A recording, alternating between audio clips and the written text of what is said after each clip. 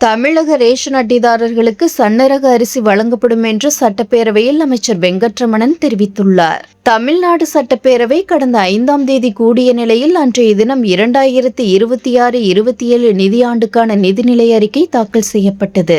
அதன் தொடர்ச்சியாக வேளாண் பட்ஜெட் தாக்கல் செய்யப்பட்டது. அதன் பிறகு தினசரி கவன ஈர்ப்பு தீர்மானமும் மானிய கோரிக்கைகள் மீதான விவாதமும் தொடர்ச்சியாக நடைபெற்று வருகிறது. அந்த வகையில் இன்று காலை சட்டப்பேரவை தொடங்கியது. அப்போது பேசிய அமைச்சர் ஆதவ் அர்ஜுனா, இன்றைய பெரும்பாலான மக்கள் ரேஷன் அரிசி சாப்பிடுவதில்லை என்றும், நமது ஆட்சியில் வழங்கும் அரிசி சன்னரக வகைகளை கொடுப்போம் என்றும் முதல்வர் விஜய் கூறியுள்ளதாக தெரிவித்தார்.